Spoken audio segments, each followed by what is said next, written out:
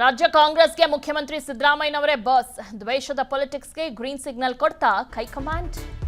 ಕಮಲತೆನೆ ನಾಯಕರ ಅಸ್ತ್ರಗಳಿಗೆ ಪ್ರತ್ಯಾಸ್ತ್ರಕ್ಕೆ green signal ಅನ್ನ ಕೊಡ್ತಾ ಹೈಕಮಾಂಡ್. ಏಟಿಗೆ ಎದುರೇಟು ಪೊಲಿಟಿಕ್ಸ್ಗೆ ಒಪ್ಪಿಗೆ ಕೊಡ್ತಾ ಹೈಕಮಾಂಡ್. ಸಿಎಂ ಸಿದ್ದರಾಮಯ್ಯಗೆ ಹೈಕಮಾಂಡ್ ಕೊಟ್ಟ ಸೂಚನೆ ಏನು? ಸಿಎಂ ಸಿದ್ದರಾಮಯ್ಯನವರು ಹೋಗಿ ಹೈಕಮಾಂಡ್ ಜೊತೆ ಮಾತುಕತೆಯನ್ನ ನಡೆಸಿದ್ದಾರೆ. ಮೂಡಾ ಹಗರಣದಲ್ಲಿ ಏನಾಗಿದೆ ಅನ್ನೋದ್ರ ಬಗ್ಗೆ ಮಾಹಿತಿಯನ್ನ ಕೂಡ ಕೊಟ್ಟಿದ್ದಾರೆ. ಈ ಒಂದು ವಿಚಾರವಾಗಿ ಇದೀಗ ದ್ವೇಷದ ಪೊಲಿಟಿಕ್ಸ್ಗೆ ಗ್ರೀನ್ ಸಿಗ್ನಲ್ ಕೊಟ್ಟಿದ್ಯಾ ಹೈಕಮಾಂಡ್ ಅಂತ.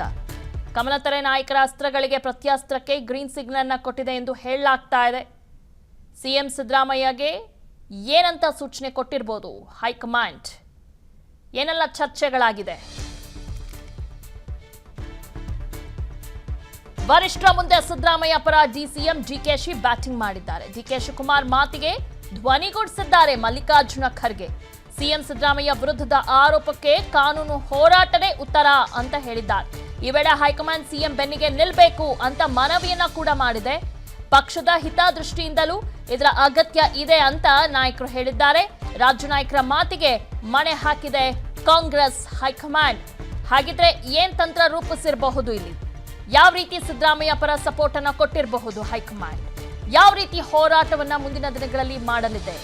ಯಾವ ರೀತಿ ಉತ್ತರವನ್ನ ಕೊಡಲಿದೆ ಬಿಜೆಪಿ ಮತ್ತು ಜೆಡಿಎಸ್ಗೆ ಅನ್ನೋದು ಸಾಕಷ್ಟು ಒಂದು ಕುತೂಹಲ ಮೂಡಿಸಿದೆ. ಏನೆಲ್ಲ ಸೂಚನೆಯನ್ನ ಕೊಟ್ಟಿದ್ದಾರೆ? ಎಲ್ಲರೂ ಕೂಡ ಈಗ ಸಿಎಂ ಸಿದ್ದರಾಮಯ್ಯ ಪರವಾಗಿ ನಿಂತಿದ್ದಾರೆ. ಡಿಕೆ ಶಿವಕುಮಾರ್ ಕೂಡ ಮಾತಿಗೆ ಧ್ವನಿಗೂಡಿಸಿದ್ದಾರೆ ಮಲ್ಲಿಕಾರ್ಜುನ ಖರ್ಗೆ ಅವರು. ಸಿಎಂ ಸಿದ್ದರಾಮಯ್ಯ ವಿರುದ್ಧದ ಹೋರಾಟಕ್ಕೆ ಕಾನೂನೇ ಒಂದು ಉತ್ತರ, ಅಂದ್ರೆ ಕಾನೂನು ಮುಖಾಂತರ ನಾವು ಹೋರಾಟ ಮಾಡಬೇಕು, ಆಗ ಮಾತ್ರ ಉತ್ತರವನ್ನ ನೀಡೋದಕ್ಕೆ ಸಾಧ್ಯ ಅಂತ ಅವರ ಪರ ಬ್ಯಾಟ್ ಬೀಸಿದ್ದಾರೆ. ಈ ವೇಳೆ ಹೈಕಮಾಂಡ್ ಸಿಎಂ ಬೆನ್ನಿಗೆ ನಿಲ್ಲಬೇಕು ಅಂತಾನೂ ಕೂಡ ಮನವಿಯನ್ನ ಮಾಡಿದೆ. ಪಕ್ಷದ ಹಿತದೃಷ್ಟಿಯಿಂದಲೂ ಕೂಡ ಇದರ ಅಗತ್ಯ ಇದೆ ಅಂತ ಇನ್ನುಳಿದ ನಾಯಕರು ಹೇಳಿದ್ದಾರೆ. ರಾಜ್ಯ ನಾಯಕರಿಗೆ ಕಾಂಗ್ರೆಸ್ ಹೈಕಮಾಂಡ್ ಫುಲ್ ಸಪೋರ್ಟ್ ಅನ್ನ ಕೊಟ್ಟಿದೆ. ಇಲ್ಲಿ ನೀವು ರಾಜಕೀಯ ಕಾನೂನು ಹೋರಾಟವನ್ನ ಮುಂದುವರಿಸಿ, ದ್ವೇಷದ ರಾಜಕಾರಣಕ್ಕೆ ನೀವು ಖಡಕ್ಕಾಗಿ ನಿರ್ಧಾರವನ್ನ ತೆಗೆದುಕೊಳ್ಳಿ ಎಂದು ಹೇಳಿದೆ. ಬಿಜೆಪಿ ಅವಧಿಯಲ್ಲಿ ನಡೆದಿರುವ ಕೇಸುಗಳನ್ನ ಮತ್ತೆ ರೀಓಪನ್ ಮಾಡಿ, ಸದ್ಯ ಇದೀಗ ತನಿಖೆ ನಡೆಯುತ್ತಿರುವ ಪ್ರಕರಣಗಳಿಗೆ ಚುರುಕುಗೊಳಿಸಿ. 10 ಪ್ರಕರಣಗಳ ರೀಓಪನ್ಗೆ ಕಾಂಗ್ರೆಸ್ ಹೈಕಮಾಂಡ್ ಸೂಚನೆಯನ್ನ ಕೊಟ್ಟಿದೆ. ಸದ್ಯ ಇದೀಗ ತನಿಖೆ ನಡೆಯುತ್ತಿರುವ ಪ್ರಕರಣಗಳನ್ನ ಚುರುಕುಗೊಳಿಸಿ. ಪಿಎಸ್ಐ ಹಗರಣ, 40% ಕಮಿಷನ್ ಪ್ರಕರಣ, ಬಿಟ್ ಕಾಯಿನ್ ಕೇಸ್, ಕೊರೋನಾದಲ್ಲಿ ಲೂಟಿ ಪ್ರಕರಣ, ಎಚ್ಡಿಕೆ ವಿರುದ್ಧ ಜಂತಕಲ್ ಪ್ರಕರಣ, ಮಾಜಿ ಸಿಎಂ ಬಿಎಸ್ ಯಡಿಯೂರಪ್ಪ ವಿರುದ್ಧ ಪೋಕ್ಸೋ ಪ್ರಕರಣ, ಜೊಲ್ಲೆ ವಿರುದ್ಧದ ಮೊಟ್ಟೆ ಖರೀದಿಯಲ್ಲಿ ಅವ್ಯವಹಾರ ನಡೆದಂತ ಪ್ರಕರಣ ಆಗಿರಬಹುದು, ಜನಾರ್ದನ ರೆಡ್ಡಿ ವಿರುದ್ಧ ಆದಾಯಕ್ಕೂ ಮೀರಿದ ಆಸ್ತಿ ಗಳಿಕೆ ಪ್ರಕರಣ, ನಿರಾಣಿ ವಿರುದ್ಧ ಕೇಸ್ ಸೇರಿ ಹಲವು ಕೇಸುಗಳ ರೀಓಪನ್ಗೆ ಇದೀಗ ಹೈಕಮಾಂಡ್ ಸೂಚನೆಯನ್ನ ಕೊಟ್ಟಿದೆ. ಈ ಎಲ್ಲದ್ರ ಬಗ್ಗೆ ಡೀಟೇಲ್ಸ್ ಅನ್ನ ನೀಡ್ತಾರೆ ನಮ್ಮ political reporter Maruti Pavagada. Yes Maruti, ಈ ಒಂದು ವಿಚಾರವಾಗಿ ಹೈಕಮಾಂಡ್ ಏನ್ ಸ್ಟ್ಯಾಂಡ್ ತೆಗೆದುಕೊಂಡಿದೆ?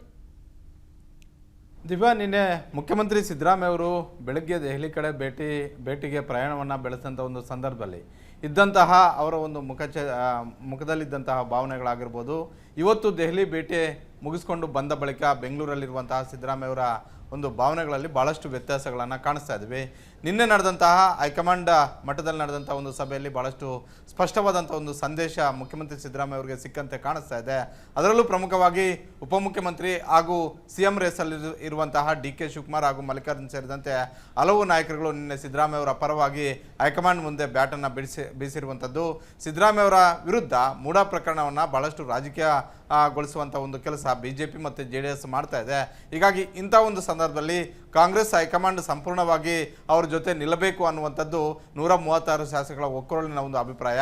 ಆ ಒಂದು ಅಭಿಪ್ರಾಯಕ್ಕೆ ಆ ಕಾಂಗ್ರೆಸ್ ಹೈಕಮಾಂಡ್ ಗೌರವವನ್ನು ಕೊಡಬೇಕು ಅನ್ನುವಂಥ ಒಂದು ವಿಚಾರಗಳನ್ನು ಸ್ವತಃ ಉಪಮುಖ್ಯಮಂತ್ರಿ ಆಗಿರುವಂತಹ ಡಿಕೆ ಶಿವಕುಮಾರ್ ಅವರೇ ರಾಹುಲ್ ಗಾಂಧಿ ಮತ್ತು ಸುರ್ಜೇವಾಲಾ, ವೇಣುಗೋಪಾಲ್ ಹಾಗೂ ಮಲ್ಲಿಕಾರ್ಜುನ ಖರ್ಗೆ ಅವರ ಮುಂದೆ ಈ ವಿಚಾರವನ್ನು ಪ್ರಸ್ತಾಪ ಮಾಡಿರುವಂಥದ್ದು. ಆ ಸಂದರ್ಭದಲ್ಲಿ ಡಿಕೆ ಶಿವಕುಮಾರ್ ಅವರ ಒಂದು ಮಾತಿಗೆ ಅನುಮೋದನೆಯನ್ನು ಕೊಟ್ಟಿರುವಂಥದ್ದು ಮಲ್ಲಿಕಾರ್ಜುನ ಖರ್ಗೆ ಅವರು.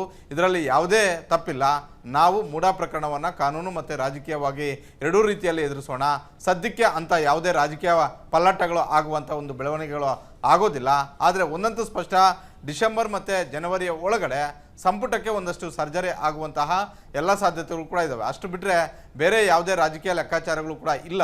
ಆದರೆ ಕಾನೂನಾತ್ಮಕವಾಗಿ ನಾವು ಯಾವ ರೀತಿಯಾಗಿ ಎಫರ್ಟ್ ಹಾಕಬೇಕೋ ಆ ರೀತಿಯಾಗಿ ಮಾಡಿ, ಅದೇ ರೀತಿ ವಿಪಕ್ಷಗಳಾಗಿರುವಂತಹ BJP ಮತ್ತು JDS ಯಾವ ರೀತಿಯಾಗಿ ದ್ವೇಷದ ರಾಜಕಾರಣವನ್ನು ಮಾಡ್ತಾ ಇದ್ದಾವೋ ಅದಕ್ಕೆ ತಿರುಗೇಟು ಕೊಡುವಂಥ ಒಂದು ರೀತಿಯಲ್ಲಿ BJP ಸರ್ಕಾರದ ಅವಧಿಯಲ್ಲಿ ಆದಂತಹ ಒಂದಷ್ಟು ಆರೋಪ ಮತ್ತು ಪ್ರಕರಣಗಳೇನಿದ್ದಾವೆ ಅದಕ್ಕೆ ಮರುಜೀವ ಕೊಡುವಂಥದ್ದು, ಯಾವೆಲ್ಲ ತನಿಖೆ ನಡೀತಾ ಇದ್ದಾವೋ ಆ ಒಂದು ತನಿಖೆ ಪ್ರಕರಣಗಳಿಗೆ ಇನ್ನಷ್ಟು ಸ್ಪೀಡಪ್ ಕೊಡುವಂಥ ಒಂದು ಕೆಲಸ ಆಗಬೇಕು ಅನ್ನುವಂಥ ಒಂದು ಸ್ಪಷ್ಟವಾದಂಥ ಒಂದು ಸೂಚನೆಯನ್ನು ಕಾಂಗ್ರೆಸ್ ಹೈಕಮಾಂಡ್ ಕೊಟ್ಟಿದೆ ಅನ್ನುವಂಥ ಒಂದು ಮಾಹಿತಿ ಲಭ್ಯ ಆಗಿರುವಂಥದ್ದು. ದಿವ್ಯಾ, ಓಕೆ, ಧನ್ಯವಾದಗಳು ತಮ್ಮ ಮಾಹಿತಿಗಾಗಿ.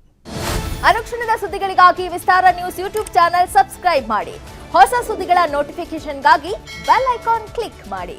ಲೇಟೆಸ್ಟ್ ಅಪ್ಡೇಟ್ಸ್ಗಾಗಿ www.vistaranews.com ವೆಬ್ಸೈಟ್ಗೆ ವಿಸಿಟ್ ಮಾಡಿ. ಅಂಗೈಯಲ್ಲೇ ಜಗತ್ತಿನ ಸುದ್ದಿ ತಿಳಿಯಲು ವಿಸ್ತಾರ ನ್ಯೂಸ್ ಕನ್ನಡ ಆಪ್ ಡೌನ್ಲೋಡ್ ಮಾಡಿ.